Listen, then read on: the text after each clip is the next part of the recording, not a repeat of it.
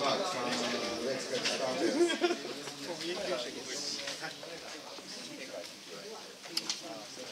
Yeah. Sorry that I missed some of the speech. Yeah, I was forced to leave because I need to defend three doctoral course student thesis in the professor meeting, and unfortunately those students are not mine, but the students who are in the next room. It's yeah. So, but anyway, those defense went successfully, and but as the price, I missed some of the presentation. Sorry about that. Okay, so we are going to have the panel discussion for 15 minutes, and I think the first half of the panel discussion is a discussion among the panelists, and later on we will open the floor to ask the participants to ask any questions to any of the people.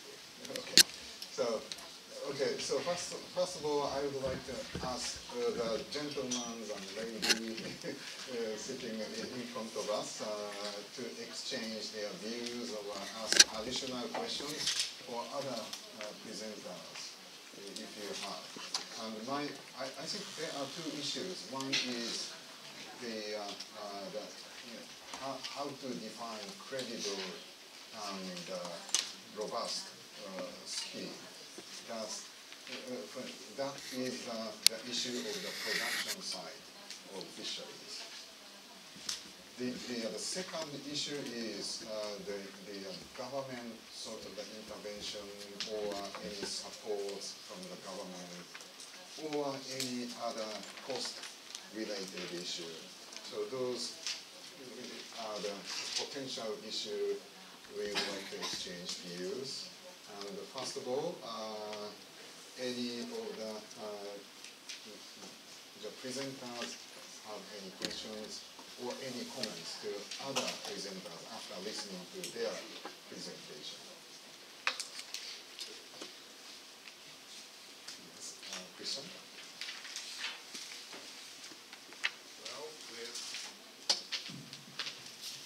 Okay, we started the good discussion again, and it's been a lovely day, very nice presentations and questions and discussion.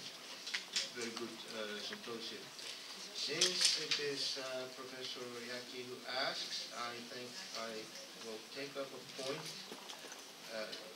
starting from his presentation, because I think that's a very important discussion.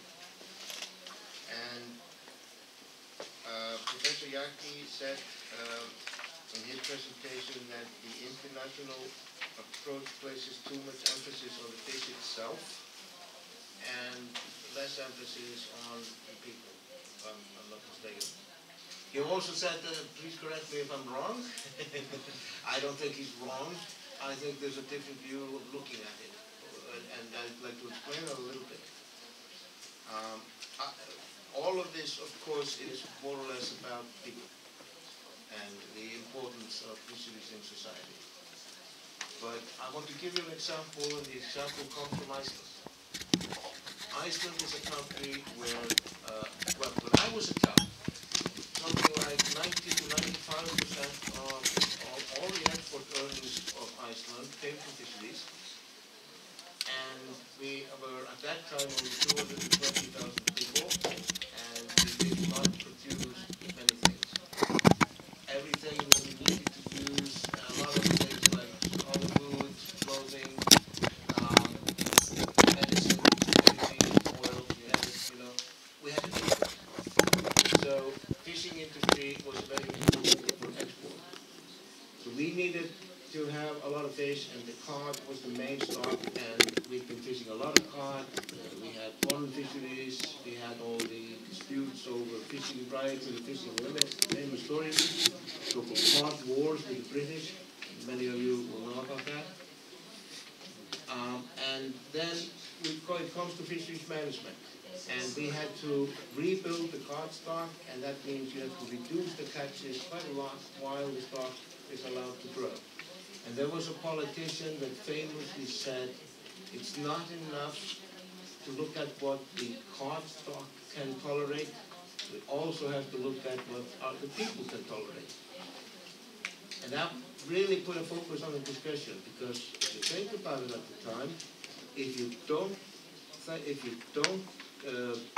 take care of and think about what the cod stock can tolerate, if you fail to manage the fisheries properly, then you don't have a discussion about the people anymore.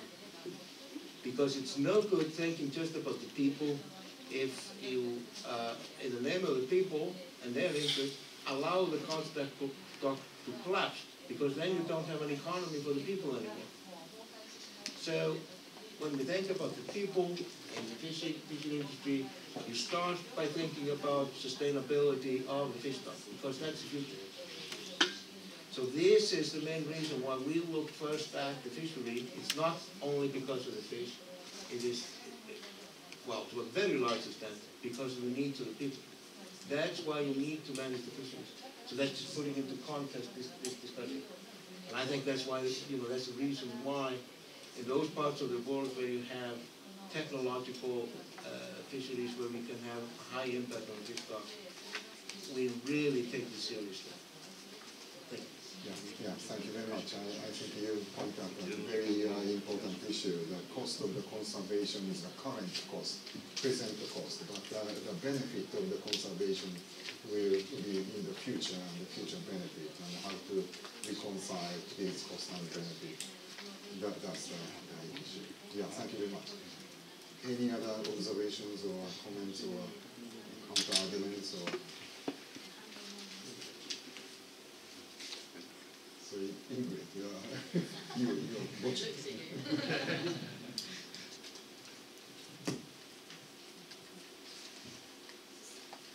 So the question was, how do we define credible and robust schemes? And I think there's the question of how do we, and there's the question of how should we. And I think the only point I want to make about that and the how should we is the inclusion of social aspects in the kind of way that we're working with in fisheries.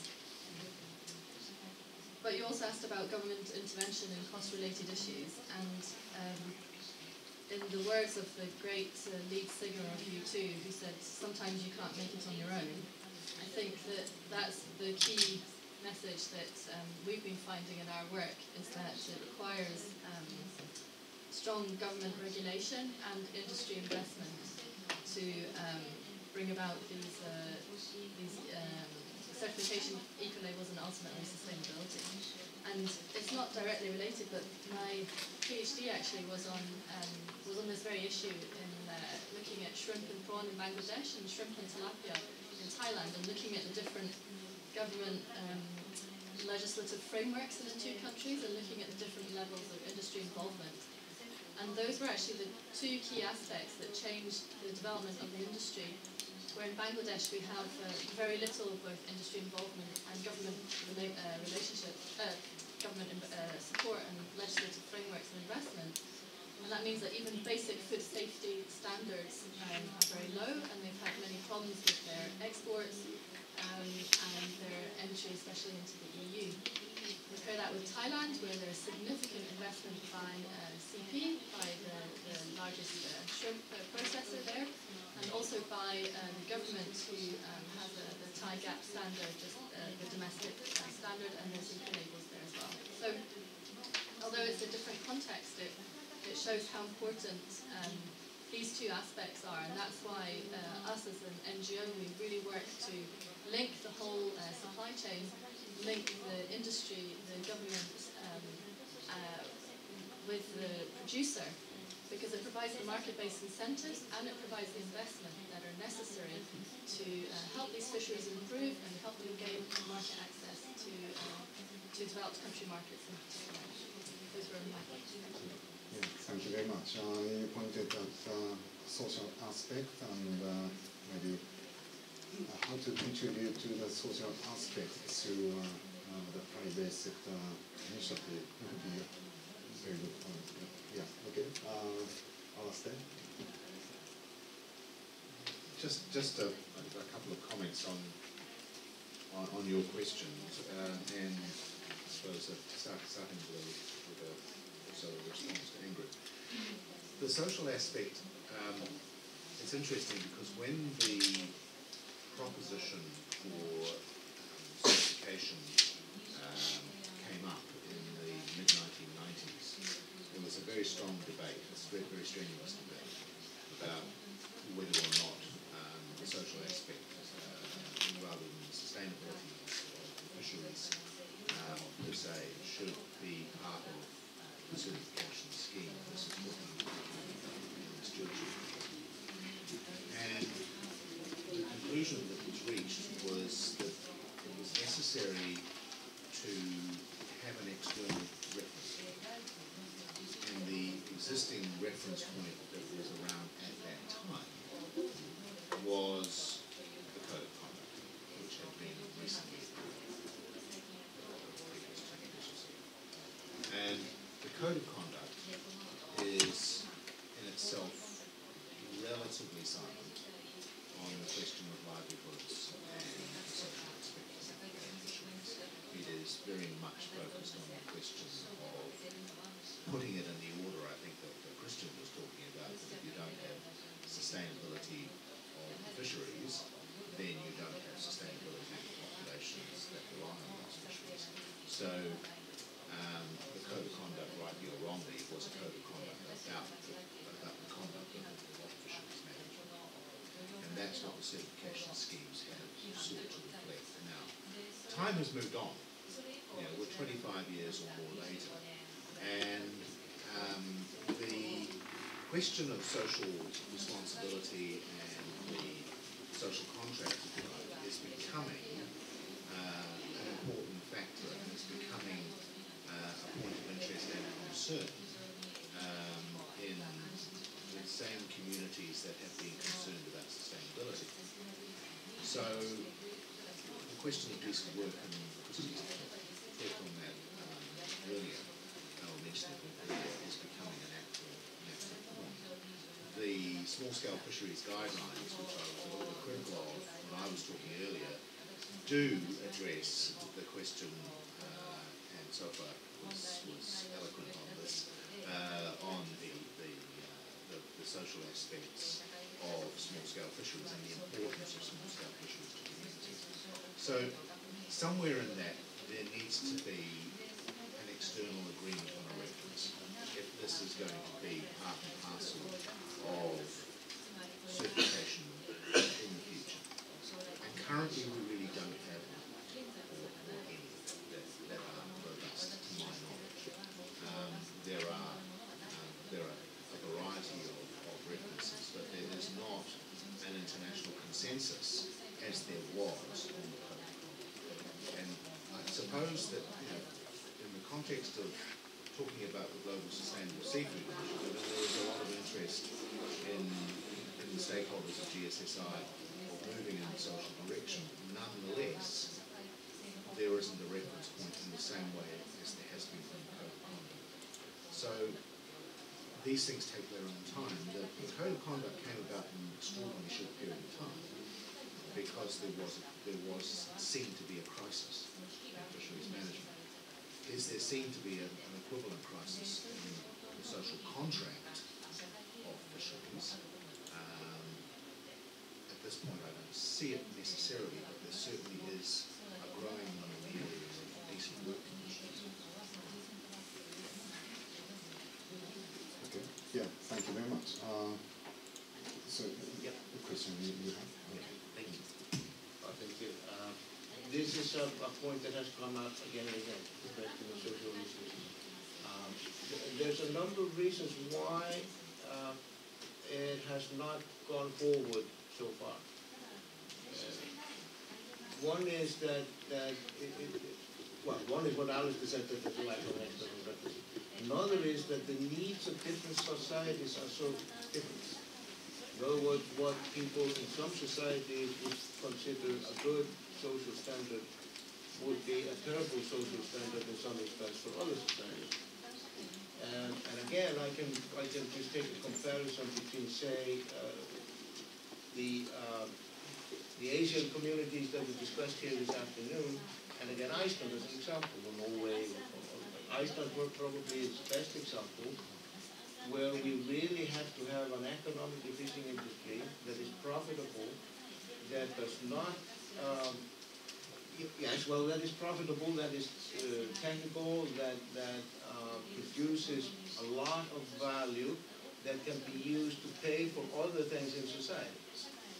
So you have to run an economically efficient fishery, and mind you, what happens when you do that, you get the funds to create jobs in other sectors.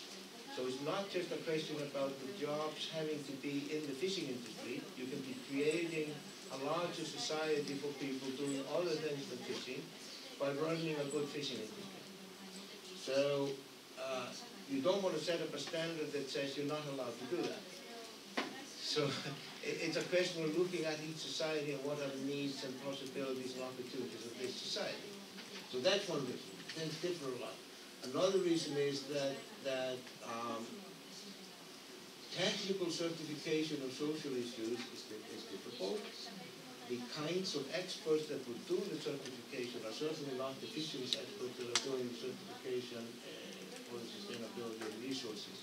And the third reason is that we have an agreement called the Equilibrium Guidelines, which has to do with equivalence and the same scope and everything else. It's agreed by the government, and part of the agreement is that you have a limited scope. So that's another reason why you don't go any further than that. But I can inform you, of course, some of you will know this, that there is a lot of work going on to address with a separate certification scheme or schemes the issues of decent working conditions of port fishing vessels, as Alistair mentioned. So I think that's going to be the next step, not to include in the current schemes, but to set up certification for specifically decent working conditions. We'll see how that develops. Okay. Yeah, maybe to a couple of comments to your questions, Yagisan, but also as GSSI was mentioned by Alistair. At the moment, because of the reasons that Alistair and Christian outlined, the GSSI currently does not include criteria around the social or labour issues. And mainly, I think the key challenge here was that GSSI is not a standard. We have simply translated internationally agreed reference documents in an operational framework that can be used to verify whether institutions meet those internationally agreed documents. And as part of those documents, at the time that GSSI started, the social and labour issues were not included and not part of. As Alistair also said, if you look at the companies that are part of GSSI, these questions are very important for them. And through the development of the current benchmark tool, I think GSSI has created also a platform and a forum to discuss and debate these issues, which is an ongoing issue and will be intensified in the coming period of time, to define the appropriate role that GSSI can play in this space. As I do think when we talk about these issues, and not particular certification in general, but if we talk about issues around sustainability, whether it's social sustainability or environmental sustainability, in the end, this is efforts that affect all of us and needs to be tackled in a collaborative and a non-competitive way to be effective with companies as well as governments and civil society. And I think that is a platform that is being created through GSSI globally that can be used to do this. How to do that is up to the partners of GSSI to decide.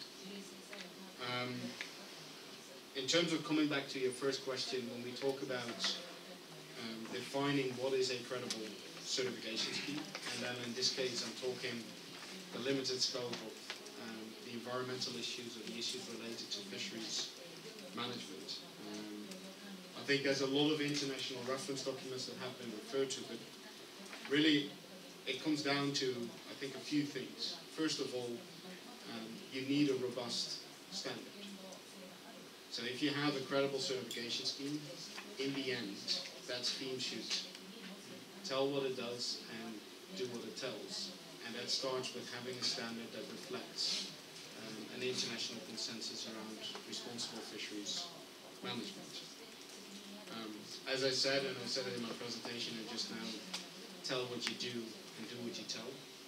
Transparency. Transparency is key in making a credible certification scheme, because this is about telling a story, providing verification and assurance, and in particular in fisheries. I think this is critical, as we are talking here about the verification and a certification of, in many cases, a public resource or a publicly managed resource, which is something different than maybe a certification of a technical thing like a light bulb. So in particular, when we're talking about seafood and then especially in fisheries, that transparency component is very important. And thirdly, independence. If you want to be credible, you need to have distance between the standards writers and the people that check whether the standard is compliant. As unfortunately we live in a world where in Europe we'd say we can't trust anybody and their blue eyes anymore. So this is, however much we'd like to, there is a demand for a thorough assurance and verification process. And I think all of those components, first of all, have been internationally accepted guidelines developed to define how you do that through ISO and in some cases through ICEAL. Those internationally, and of course in the environmental component through FAO, those have been reflected in the eco-labeling guidelines, which also have in itself, FAO wrote those, but they are built on existing standards like the Code of Conduct, like ISO 17065, 17011, ICEAL standard setting code, and are reflected now in a third-party transparent benchmark mechanism through GSSR. Then coming to your point about government costs and government support, having to do all of this is expensive. And I think here there is opportunities for governments to support in either the development of such programs that meet these requirements, or in supporting communities and fisheries to apply for certification.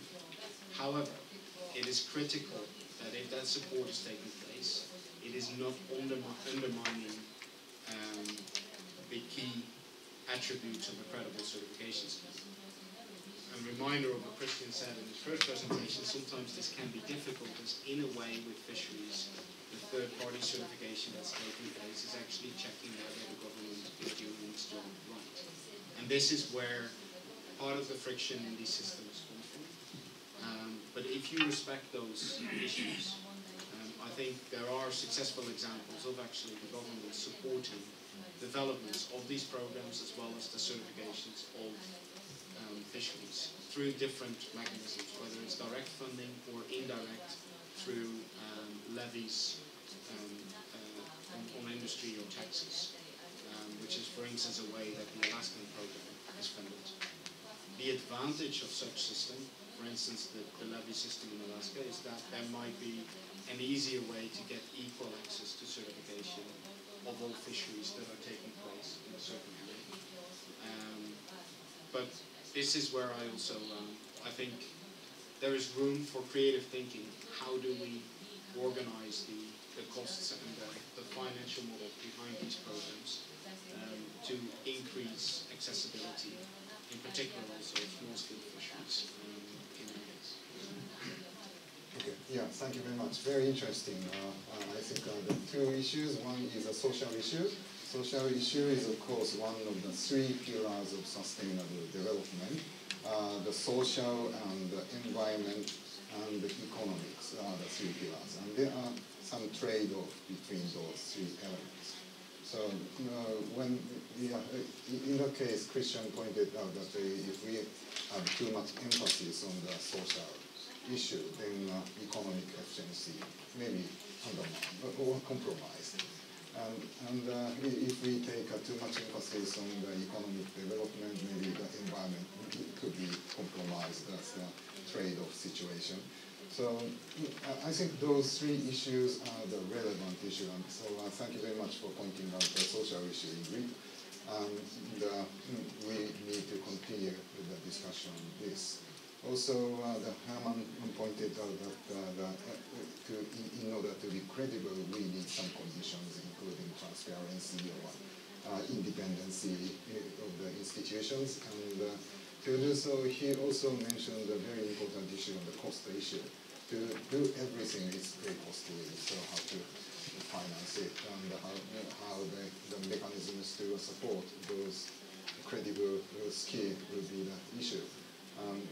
Thank you very much for pointing out that. I think from now there are three persons who already spoke, but they didn't pose any questions. Miyakoshi-san or Julia or Soka, you have any additional comment or observations or? No? Okay, yeah, Soka.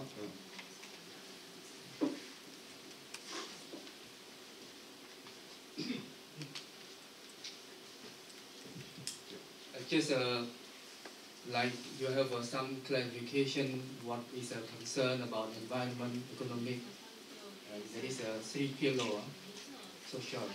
And then I just like to stress again, small scale fishery will be contribute to social aspect. And coming back, the certification is stress is a very important objective is sustainability of environment and fishery. Then and then you consider about credibility.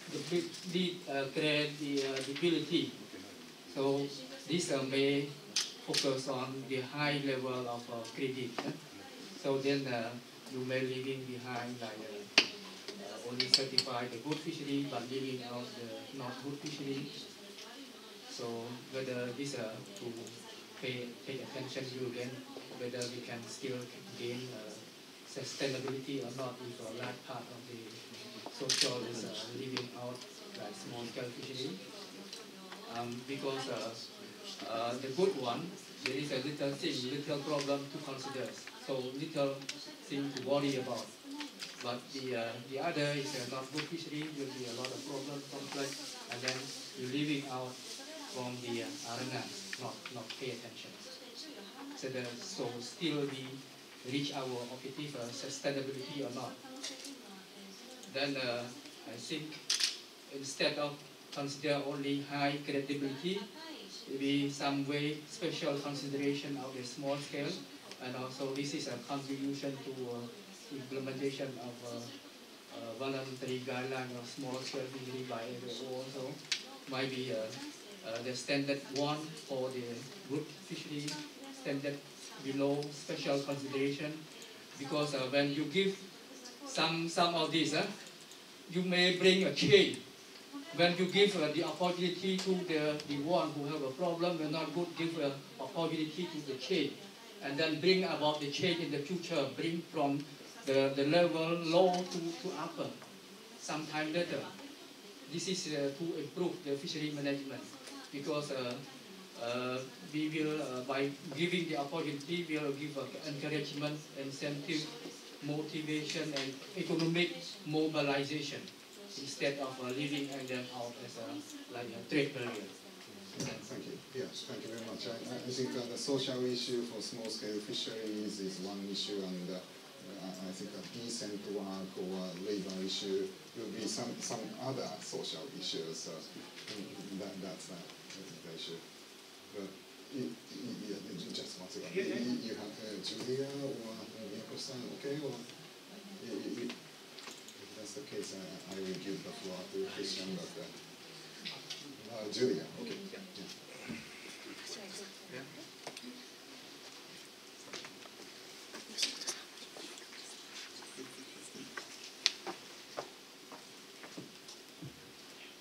I think maybe this comments or maybe question to the expert that I think For Taiwan situation, I think quite similar to Japan. We have a large eastern water fisheries. So for that one, maybe it will depend on the regional fisheries management organization to do the scientific evaluation about subassessment or harvest control or the others. But back to Taiwan, the coastal fisheries, we actually the developing country, we have a lot small fisheries without data or subassessment. So sometimes we'll consider about the role of the government. When the government, if they didn't take enough conservation measures or some assessment, even some fishermen or some people want to promote eco-label, but they don't have the data, they don't have the budget to do the assessment. So that's the reason why Taiwan's eco-label is going very slowly, because we don't have data. Our consumers, they could not get or compare the difference between eco-label and non-eco-label. So some experts try to do it by ourselves to promote education. I just wondering if there are any ways we can encourage or our government to try to do more. Or if not, then is there anything we can do to by ourselves? Thank you. Yeah. So, Anna, you have any comments or Christian, you would like to respond to earlier questions? I have a few comments, but I'll leave one definitely for Christian. The point on special considerations, I think, has a history, and I wanted to respond to that, but the person who was in the room when that language was negotiated is sitting next to me, so I won't. I think in terms of